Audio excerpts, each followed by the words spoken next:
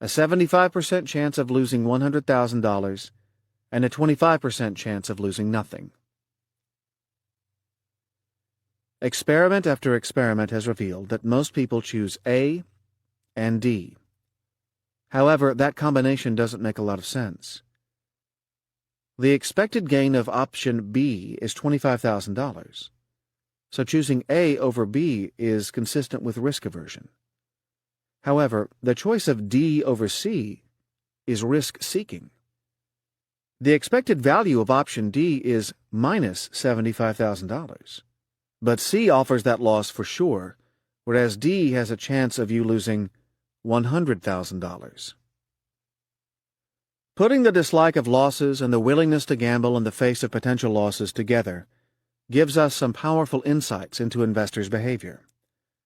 For some reason, in some bizarre mental world, people believe that a loss isn't a loss until they realize it. This belief tends to lead to investors holding on to their losing stocks and selling their winning stocks, known as the disposition effect. Terry Odian, whom you met in Chapter 4, has explored this bad habit among individual investors. He has examined data from a discount brokerage for about 10,000 accounts from 1987 to 1993. The purchases and sales for each account had been recorded. Odian found that investors held losing stocks for a median of 124 days and held winning stocks for a median of 102 days. He also calculated the percentage of losing positions that were realized as a percentage of all losing stocks held, and the percentage of winning positions that were realized as a percentage of all winning stocks held. Lo and behold, Odian discovered that these individual investors sold an average of 15% of all winning positions and only 9% of all losing positions. That is to say, individual investors are 1.7 times as likely to sell a winning stock than a losing stock. One of the most common reasons for holding on to a stock is the belief that it will bounce back subsequently. This could be motivated by any number of potential psychological flaws, ranging from over-optimism and overconfidence to self-attribution bias. Odian decided to investigate whether investors were correctly betting on recovery in the losers they continued to hold. Sadly, he found that the winners that were sold outperformed the losers that continued to be held by an average of 3.4% per annum. As mentioned before, professional investors are often very dismissive of such findings. In general, they assume that all of this behavioral finance theorizing applies to individual investors but not to them. Talk about overconfident.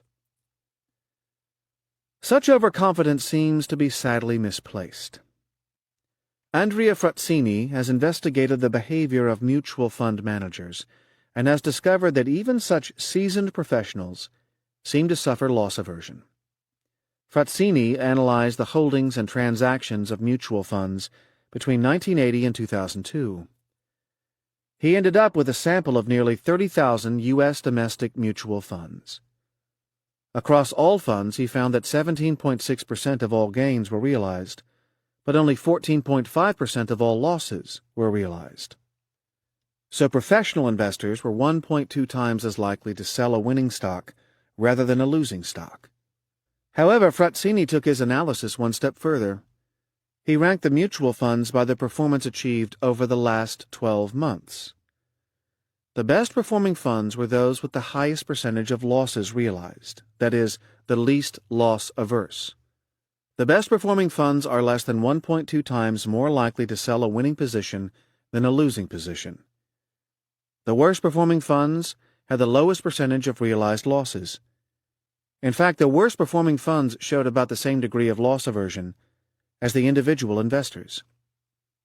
They were 1.7 times more likely to sell a winning position than a losing position. So professional investors are just as likely to suffer from the disposition effect as the rest of us. Stop losses may be a useful form of pre-commitment that help alleviate the disposition effect in markets that witness momentum. Indeed, the disposition effect can generate the underreaction that characterizes momentum. Suppose a stock has a good earnings report and the price rises. The market will witness selling, as investors seem to have little trouble in selling winners. Thus, the price doesn't reach its full level in one go. Conversely, if a company witnesses a bad earnings report, its share price might fall, but investors are unwilling to realize their losses. They hold on to the stock hoping it will recover. So prices adjust to new information only slowly in a world where investors display the disposition effect. Stop losses can act as triggers to prevent you sliding down the slippery slope of the disposition effect. The endowment effect. Imagine you had bought a bottle of wine for $15 a few years ago. The wine is now appreciated vastly in price, so that at auction a bottle would now fetch something north of $150. Would you be prepared to buy a bottle or sell your existing stock? The most frequently encountered answer is a resounding no to both questions. When faced with this situation, people are generally unwilling to either buy or sell the wine. Let's try another case. Imagine you own a stock that has lost 30% of its value in the last 3 months. Given what we know about loss aversion, the chances are you will stick with it. However, imagine you go and make a cup of tea, and while you are standing over the kettle, your 4-year-old nephew starts randomly pressing buttons on your PC looking for his favorite Thomas the Tank Engine game. You come back to your desk to find your nephew has somehow inadvertently sold your entire position. What do? Will you buy the shares you were previously so reluctant to sell? When asked this question, almost no one wants to buy back the stock. These two scenarios provide us with examples of inaction inertia, also known as the status quo bias. It is also an example of the endowment effect. Simply put, the endowment effect says that once you own something, you start to place a higher value on it than others would. The endowment effect is relatively easy to demonstrate in a classroom. You randomly give half a class of students a mug, or a pen, or anything else. Then tell the class that a market will be formed in which students with mugs can sell them to students without mugs who might want them. Presumably, since the mugs were randomly distributed, roughly half the people should wish to trade. So the predicted volume level is 50%. However, volumes in such markets are usually a fraction of the amount that might be expected. Indeed, in many experiments, the actual volume level is closer to 10%. The key reason for the lack of transactions is a massive gap in prices between the would-be buyers and sellers. Mugs, such as the one used in this experiment, retailed for $6 at the university store. Those who had mugs were willing to sell them for $5.25 on average. Those who didn't have mugs weren't willing to spend more than $2.50 to acquire one. So despite being given the mugs only minutes before, the act of ownership led sellers to ask for double the amount that buyers were willing to actually pay for the mug. Ownership seems to massively distort people's perceptions of value. Does this endowment effect stem from a reluctance to buy, meaning cheapskates, or a reluctance to sell, meaning asking too much? The relative importance of these two factors can be assessed by introducing a third category of player into the market. Rather than having just buyers and sellers, experimenters have introduced choosers. As before, mugs are distributed across the class randomly. The sellers were asked if they would be willing to sell their mugs at prices ranging from 25 cents to $9.25. A second group, the buyers, were asked if they would be willing to buy a mug over the same range of prices. A third group, the choosers, were not given a mug but were asked to choose, for each of the prices, whether they would rather receive a mug or the equivalent amount of money. In theory, the choosers and the sellers are in exactly the same situation. Both groups are deciding at each price between the mug and the amount of money. The only difference between the two groups is that the choosers don't have physical possession of a mug.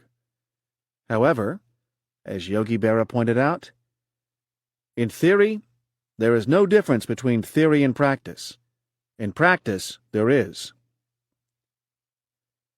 Choosers' prices are generally higher, on average around 50% higher, than the buyers' prices, but are still well below the prices set by the sellers. Sellers had prices that were, on average, nearly 3 times greater than the buyers were willing to pay, and nearly double the amount the choosers would have been willing to trade at. This represents clear evidence of the endowment effect, being driven by a reluctance of owners to part with their asset, even though they may have only actually owned the item in question for a matter of minutes. Think about these effects the next time you're considering a particular company. If you already hold stock in that company, you may actually impute a higher value than is warranted, simply because you already own the shares. Lee Ainsley of Maverick Capital is aware of this kind of problem. He tests his conviction by gauging whether the name is a buy or a sell. There is no hold. Ainsley says, either this security deserves incremental capital at the current price point or it doesn't, in which case, let's sell it and put the money to work in a security that deserves that incremental capital. Figuring out how to act in the face of losses is one of the biggest challenges any investor can face. As fund manager Richard Pezena puts it, I believe the biggest way you add value as a value investor is how you behave on those down 25% situations. Sometimes you should buy more, sometimes you should get out, and sometimes you should stay put. We probably hold tight 40% of the time and split 50-50 between buying more and getting out. Christopher Brown of Tweedy Brown makes a further useful distinction when it comes to selling an investment. He points out that we should make a clear distinction when selling between compounders and cigar butt stocks. Once the cigar butts come back, you know to get out because they're just going to go down again. With something like Johnson & Johnson, though, you make a judgment call when it hits intrinsic value based on your confidence in its ability to compound returns and what your alternatives are. This dichotomy between cigar butts and compounders is an important one for investors to understand. Warren Buffett has described Ben Graham's, his mentor, investment style as cigar butt investing, that is, buying really cheap stocks almost regardless of the underlying industry economics, and then selling them when they get close to intrinsic value. Stocks that Brown describes as compounders will tend to grow their intrinsic value over time, allowing the investor to reap the rewards over a longer time period, assuming that market price doesn't get far ahead of intrinsic value. I am not a big country and western fan. Frankly, I prefer hard rock. But my dad was a big Kenny Rogers fan, and the words to his song The Gambler could well serve as a useful reminder to investors.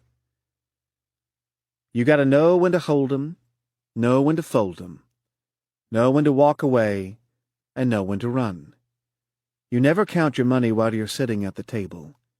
There'll be time enough for counting when the dealing's done.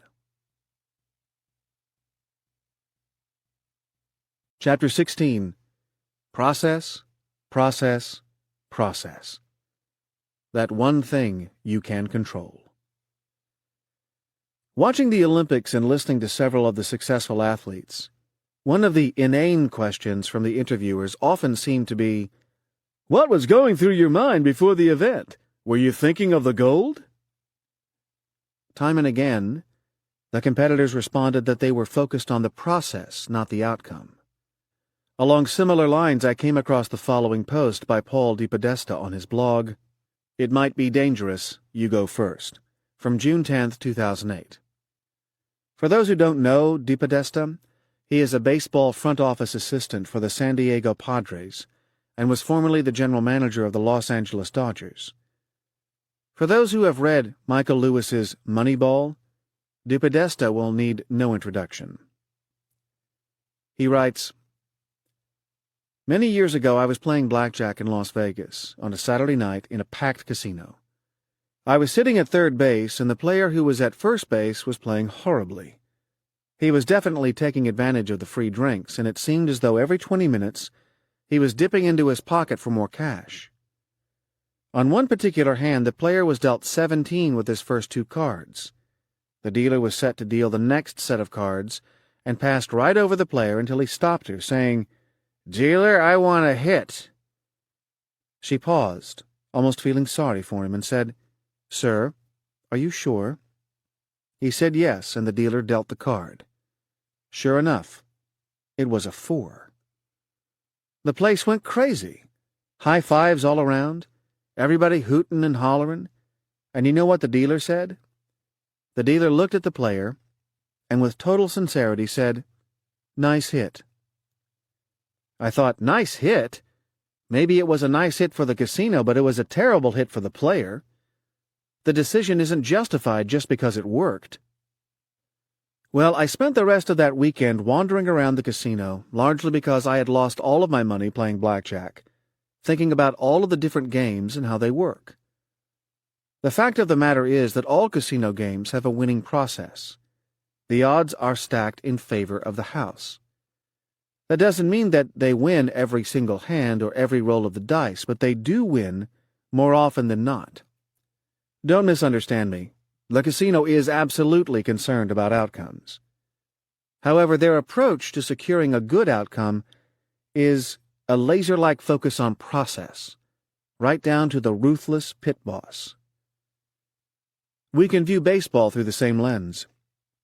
Baseball is certainly an outcome-driven business, as we get charged with a W or an L 162 times a year, or 163 times every once in a while. Furthermore, we know we cannot possibly win every single time. In fact, winning just 60% of the time is a great season, a percentage that far exceeds house odds in most games. Like a casino, it appears as though baseball is all about outcomes. But just think about all of the processes that are in play during the course of just one game, or even just one at-bat. In having this discussion years ago with Michael Mauboussin, who wrote More Than You Know, a great book, he showed me a very simple matrix by Russo and Shoemaker in Winning Decisions that explains this concept.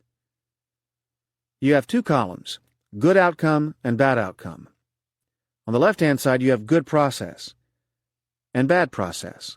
So if you have good process and good outcome, it's deserved success. If you have good process and bad outcome, it's a bad break. If you have bad process and a good outcome, it's dumb luck. And if you had bad process and bad outcome, it's poetic justice.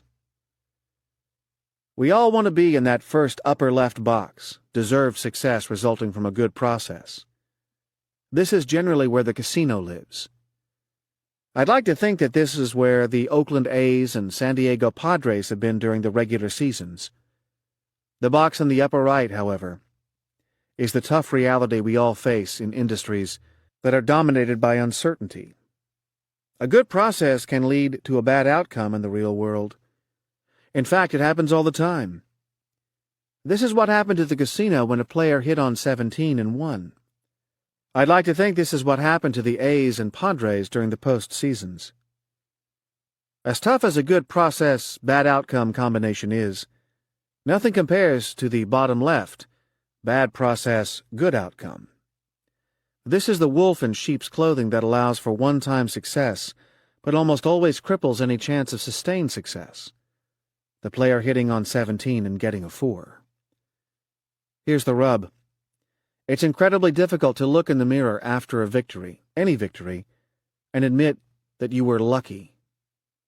If you fail to make that admission, however, the bad process will continue and the good outcome that occurred once will elude you in the future. Quite frankly, this is one of the things that makes Billy Beane, general manager of the Oakland A's, as good as he is. He is quick to notice good luck embedded in a good outcome, and he refuses to pat himself on the back for it. At the Padres, we want to win every game we play, at every level. and want to be right on every single-player decision we make. We know it's not going to happen because there is too much uncertainty, too much we cannot control. That said, we can control the process. Championship teams will occasionally have a bad process and a good outcome. Championship organizations, however, reside exclusively in the upper half of the matrix. To me, the similarities between DePodesta's points on process in baseball and process in investment are blindingly obvious. We obsess with outcomes over which we have no direct control. However, we can and do control the process by which we invest. As investors, this is what we should focus upon. The management of return is impossible. The management of risk is illusory. But process is the one thing we can exert an influence over. Ben Graham knew the importance of focusing upon process. He wrote, "I recall to those of you who are bridge players the emphasis that bridge experts place on playing a hand right rather than on playing it successfully. Because, as you know, if you play it right, you are going to make money, and if you play it wrong, you lose money. In the long run." There is a beautiful little story about the man who was the weaker bridge player of the husband-wife team. It seems he bid a grand slam, and at the end he said very triumphantly to his wife, "I saw you making faces at me all the time, but you notice I not only bid this grand slam, but I made it. What can you say about that?" And his wife repeated very dourly, "If you had played it right, you would have lost it." The psychology of process. The need to focus on process rather than outcomes is critical in investing. As we have seen in this little book, there are no magic shortcuts to being a good investor. The investors I have mentioned in the various chapters have come across behavioral biases in themselves, and have tried to find a way to overcome these innate tendencies. In investing, outcomes are highly unstable because they involve an integral of time. Effectively, it is perfectly possible to be right over a 5-year view and wrong on a 6-month view, and vice versa. We also have to deal with the fact that price volatility is several orders of magnitude greater than fundamental volatility. People often judge a past decision by its ultimate outcome rather than basing it on the quality of the decision at the time it was made, given what was known at that time. This is outcome bias. Imagine you are asked to rate the soundness of the physician's decision process, not outcome, in the following case. A 55-year-old man had a heart condition. He had to stop working because of chest pain. He enjoyed his work and did not want to stop. His pain also interfered with other things, such as travel and recreation. A type of bypass operation would relieve his pain and increase his life expectancy from age 65 to age 70. However, 8% of the people who have this operation die from the operation itself. His physician decided to go ahead with the operation. The operation succeeded. Evaluate the physician's decision to go ahead with the operation on the following scale, with 3 being the highest or most positive, and -3 being the least or most negative. 3. Clearly correct, and the opposite decision would be inexcusable. 2. Correct, all things considered. 1. Correct, but the opposite would be reasonable too. 0. The decision and its opposite are equally good. -1. Incorrect, but not unreasonable. -2. Incorrect, all things considered. And -3. Incorrect and inexcusable.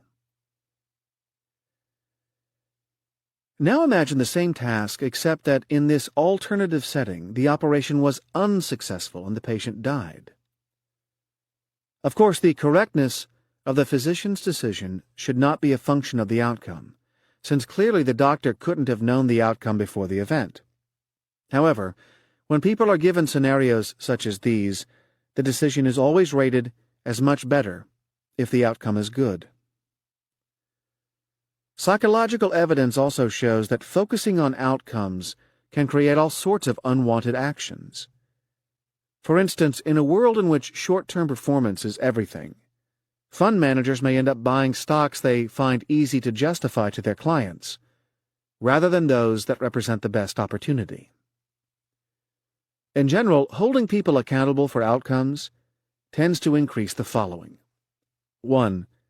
Focus on outcomes with a higher certainty, which is known as ambiguity aversion. 2. Collection and use of all information, both useful and useless. 3. Preference for compromise options.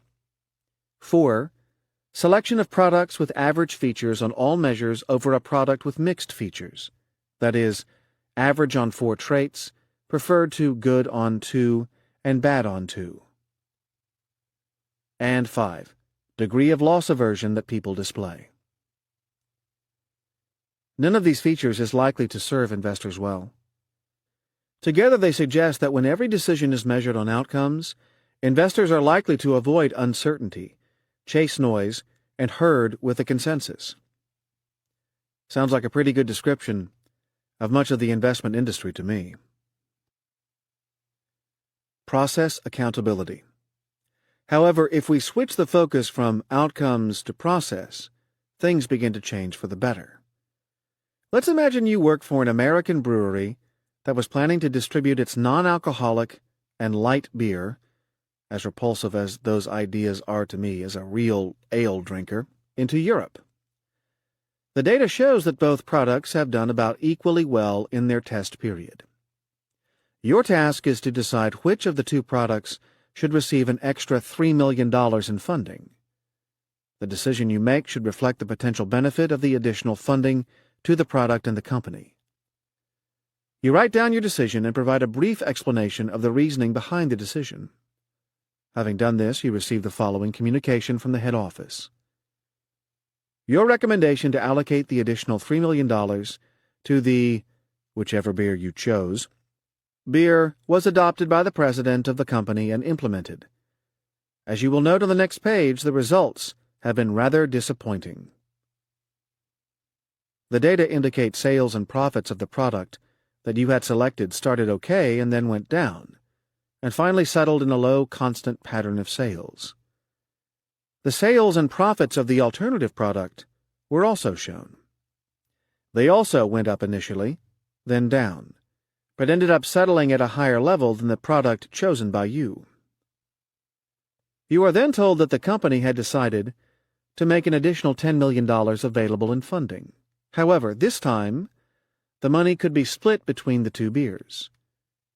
How would you allocate the $10 million between the two beers?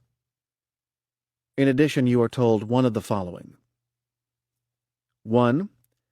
The information you have received is enough to make a good decision, the baseline.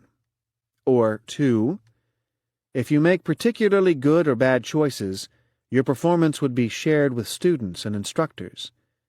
You are also told that your performance would be based on the outcome of the decision they took, outcome accountability. Or 3. You are informed that your evaluation would be based on their effective use of decision strategies rather than the outcomes of those strategies. Once again, if you use particularly good or bad decision processes, these would be shared with students and instructors. Process accountability. The evidence shows a marked difference in the allocations depending on which of these three statements you receive. The group who were focused on the outcome of their decision decided to allocate an average of $5.8 million to the beer they had originally selected. This is a classic example of the sunk cost fallacy, which we saw in Chapter 9. By comparison, the baseline subjects split the money roughly evenly, giving their previous choice $5.1 million. However, the group told to focus upon the process of decision-making rather than the outcome did much better. They only allocated $4 million to the beer that they had originally chosen, giving the majority of the money to the more popular beer. Focusing on process seems to lead to better decisions. The same is true in investment. Focusing upon process frees us up from worrying about the aspects of the investment which we really can't control, such as return. By focusing upon process, we maximize our potential to generate good, long-term returns. Unfortunately, focusing on process and its long-term benefits won't necessarily help you in the short term. During periods of underperformance, the pressure always builds to change your process. However, a sound process is capable of generating poor results, just as a bad process can generate good results. Perhaps we would all do well to remember the late great Sir John Templeton's words. The time to reflect on your investing methods is when you are most successful, not when you are making the most mistakes. Or indeed Ben Graham's exaltation, the value approach is inherently sound. Devote yourself to that principle. Stick to it, and don't be led astray. Conclusion. The road to hell is paved with good intentions. Why promising to be good just isn't enough. It is confession time. As anyone who knows me can attest, I am overweight, although I prefer to think of myself as simply too short for my weight. In fact, according to the Body Mass Index, which compares height to weight, designed by size fascists, I'm sure, I am on the borderline between overweight and obese. I know how to correct this problem. I should simply eat less. However, I find this incredibly hard to actually do.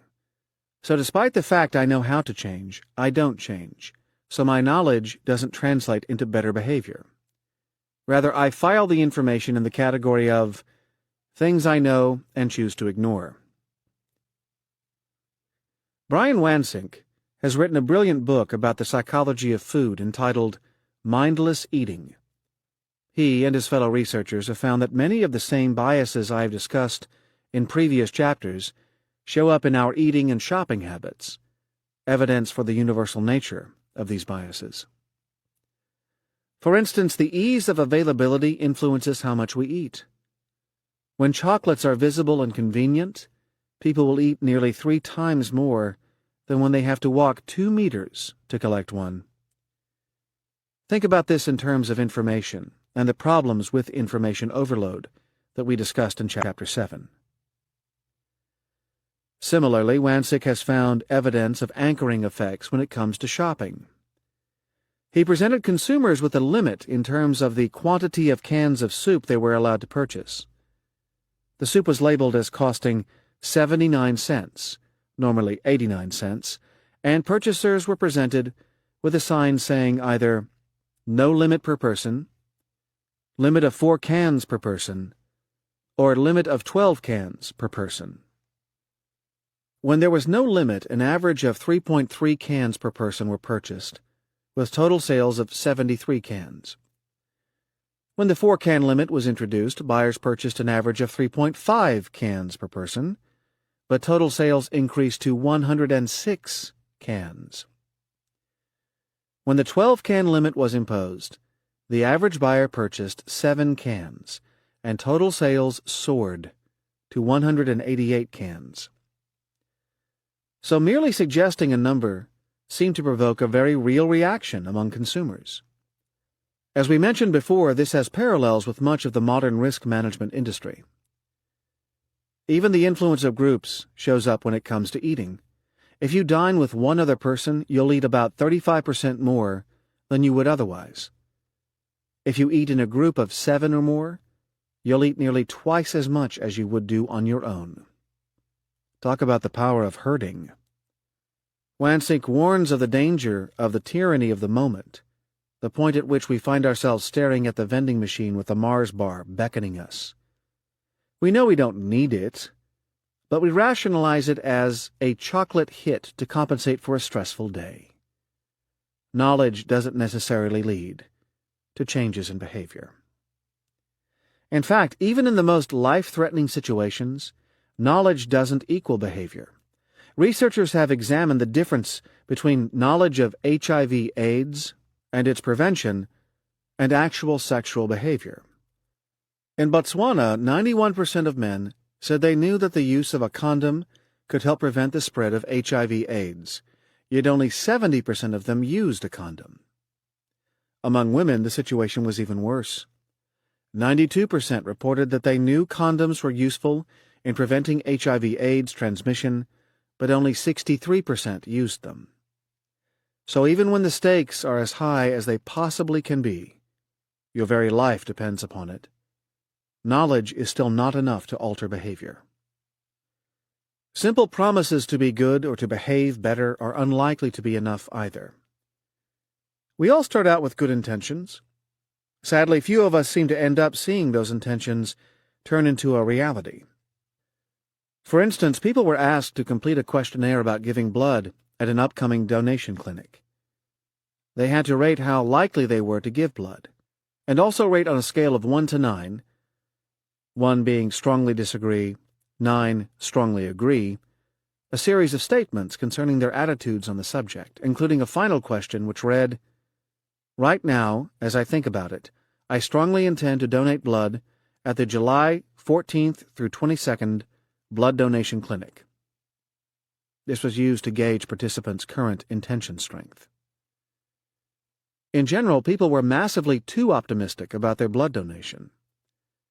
Those who scored themselves a 9 thought they were about 90% likely to give blood. However, only 40% of them did so. Those who scored themselves a 5 thought they were about 45% likely to give blood, but less than 20% of them actually did so. Those who had low current intentions, scoring themselves a 2, thought they were 10% likely to give blood, and not one of them did. The predicted probability of blood donation rose much faster across the strength of current intentions than the actual outcome. This implies that current intentions have an overly strong effect on prediction of behavior, but not on behavior itself. That is to say, we all think we will be good in the future, but we won't. So how do we overcome this hurdle? When it comes to food, Wansink says that a combination of rebiasing and simple rules can help us. For instance, using a smaller size plate can help turn framing to our advantage, as obviously a smaller plate looks full with less than a larger plate.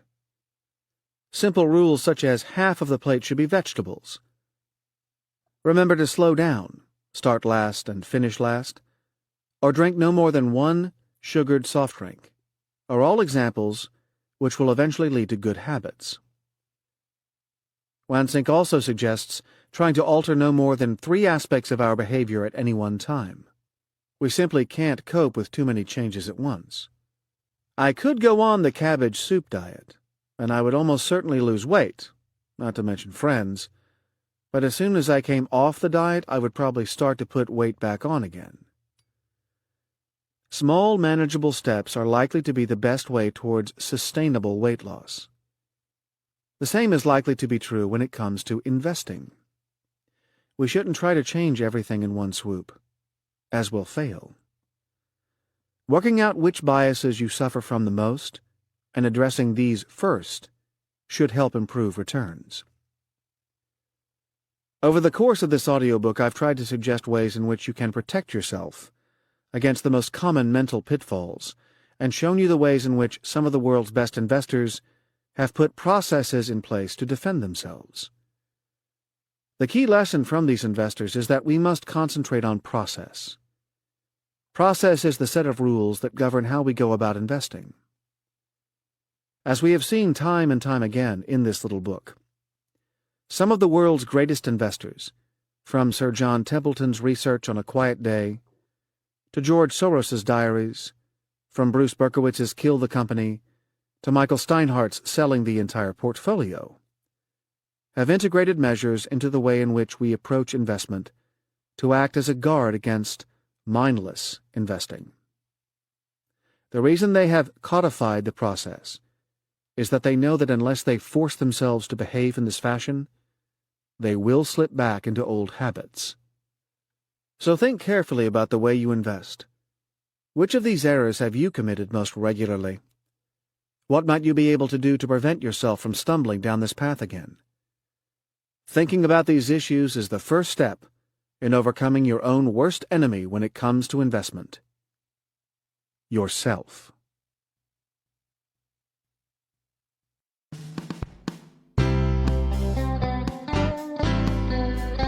This has been a Gildan audio production. For more affordable life-changing audio programs, visit our website at gildanmedia.com.